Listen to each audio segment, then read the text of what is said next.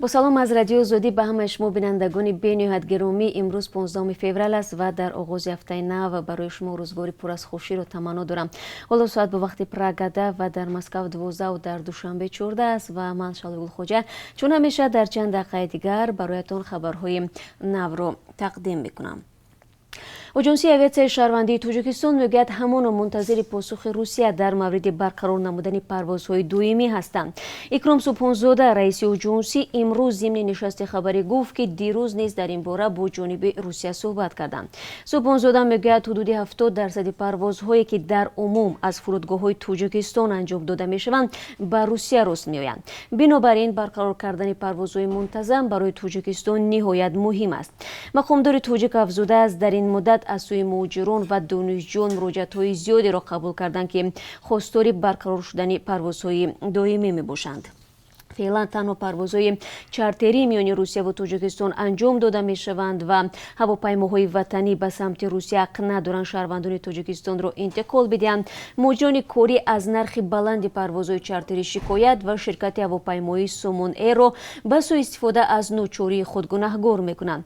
برخی از آنها استفاده از پروازها بین روسیه و کشورهای همسایه توجیکستان را بهتر میشمارند. در این باره بینندگان عزیز در برنامه خبری برایتان تفصیلات بیشتر خواهیم داد.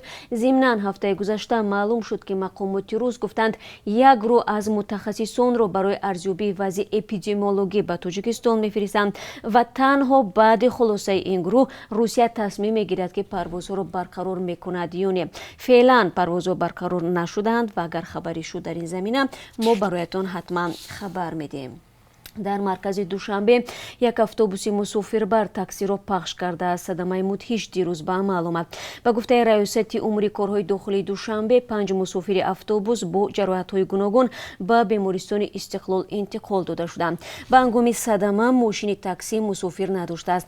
در این اواخر این باری چندم است که در راه‌های دوشنبه با شرکت ماشین‌های تاکسی صدمه‌های نقلیاتی ثبت می‌شود.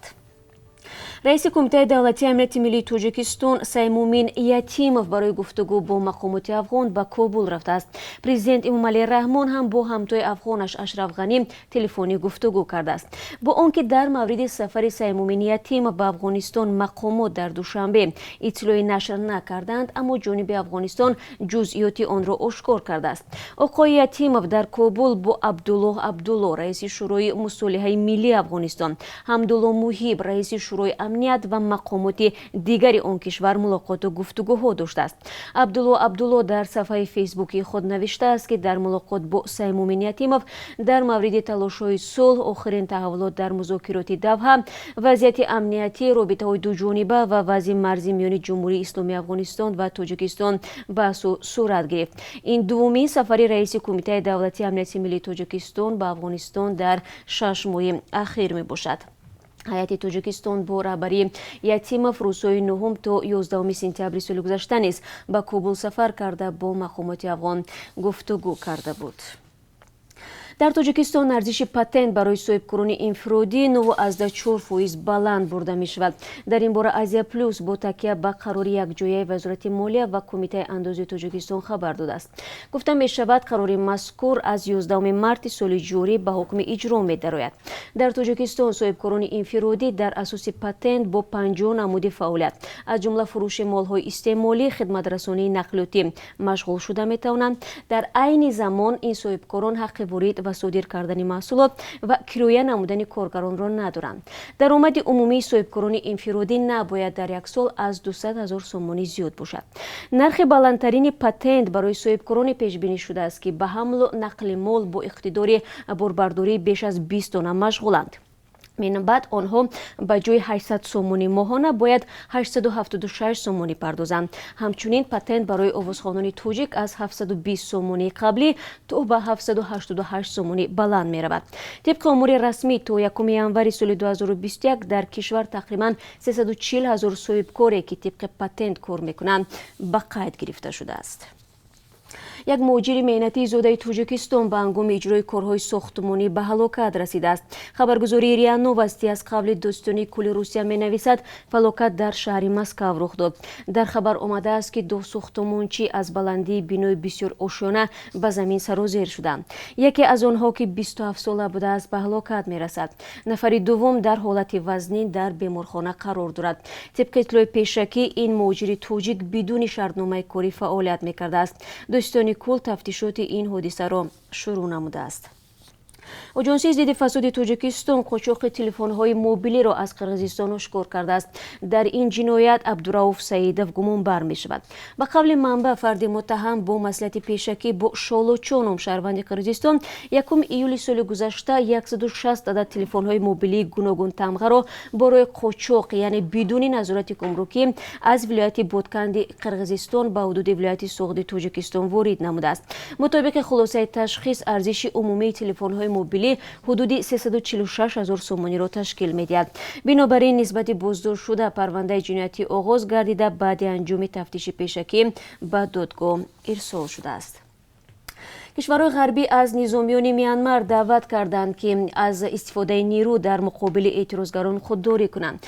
نظامیان میانمار یک هفته پیش در نتیجه تبادلات دولتی سر قدرت آمده حالا هشدار دادند که مخالفین را سرکوب میکنند.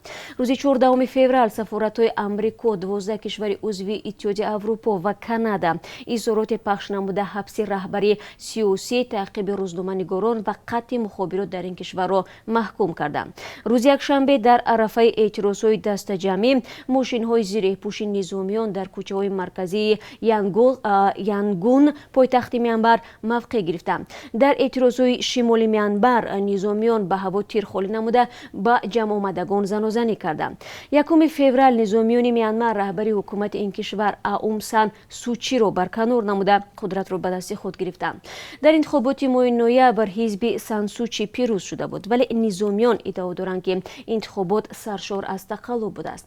در هفته گذشته نظامیان صدها فعال سیاسی و رهبران را به حبس گرفتند. وزارت امور داخلی میگوید مفتشان قاتل یک زن توجیک را معلوم کردند که 26 سال پیش و در زمان جنگ داخلی با ضرب تیر اتومات کشته شده است. وزارت روز 13 فوریه با نشر یک بیانیه رسمی گفت ماموران میلیسا هنگام تفتیش معلوم کردند یک ساکن 56 ساله جماعت دهات عبدالوصیف شهر وحدت که در بازداشت است قاتل زن 59 ساله جماعت دهات رومید بوده است. در بیانیه وزارت آمده است که فردی بازداشت شده 12 اکتبر سال 1995 به خانه استقامتی زن 59 ساله از جماعت دهات رومیت شهر مذکور در آمده با استفاده از اتومات کلاشنیکوف او را به قتل میرساند. وزارت نام و نسب متهم به جنایت و قربانی را نگفته است. معلوم نیست متهم را کی بازداشت کردند ولی در بیانیه آمده است بازداشت شده عضو گروه مسلح ناظم یونوسف یکی از فرماندهان سابق زمان جنگ داخلی معروف با نام ایشان ناظم بوده است. مقامات انتظامی توجیکستان سالهای پیش 5 عضو گروه مسلح ایشان ناظم را که خودش هم کشته شده است به قتل محیدین اولیمپور یکی از عکسبرداران و خبرنگاران شناخته توجیک گناهکار دانسته و به زندان محکوم کردند. شرکت‌های سیاحی توجیکستان خواهان دوباره برقرار کردن سبوکی در شرایط پاندمیا شدند. سال گذشته حکومت برای چند ماه به بخش سیاحی و چند ساحه دیگر سبوکی‌های مالیاتی داده بود که مهلتش به انجام رسید. توجیدین جورزاده رئیس کمیته رشد سیاحی توجیکستان در نشست خبری گفت شرکت‌های سیاحی از آنها خواستند سبوکی‌ها دوباره برقرار شوند. به قول او تکلیف و درخواست شرکت‌های سیاحی را به حکومت پیشنهاد کردند و این مسئله در بررسی حکومت است. به گفته این مسئولان کمیته رشد سیاحی این بخش سال گذشته بنابر پاندمی فراگیر کووید 19 بیش از 170 میلیون دلار ضرر دیده است. توجیدین جورزاده گفت تا پنجشنبه کرونا فایده بخش سیاحی به اقتصاد کشور سالانه 230 تا 250 میلیون دلار را تشکیل میداد اما سال گذشته این آمار تا 72 میلیون و 600 هزار دلار کم شد. رئیس کمیته رشد سیاحی افزود در شرایط پاندمی بیکاری از حساب بخش سیاحی بیشتر شده است. با این وجود او تاکید کرد سال گذشته شماره شرکت‌های سیاحی به 224 عدد رسید که نسبت به یک سال پیش 22 عدد زیاد می باشد. مقامات کمیته رشد سیاحی گفتند سال گذشته 410,000 شهروند خارجی به تاجیکستان آمدند که نظر به سال قبل 909,000 یا 69% کم شده است. از این شماره 350,000 نفری آنها سیاحان بودند. و بینندگان عزیز، حالا برای شما درباره قرب اسعار خارجی معلومات می‌دهم. بانک ملی نرخ $1 امروز 11 سومانی و 30 درهم و 1 یورو رو 13 سومانی و 66 درهم تعیین کرده است. امروز 1000 روبل روسی 151 سومانی و 20 درهم نرخ دارد. تشکر میگم که تا آخر صحبت ما رو تماشا کردید، با خبرهای تازه آشنا شدید. من همه شما رو بعد 3 ساعت دیگر در برنامه خبری با گزارش‌های روز از تاجیکستان و جهان منتظر خواهم بود. روزی با براری در پیش داشته باشید و تا ملاقات دیگر خود را احتیاط کنید.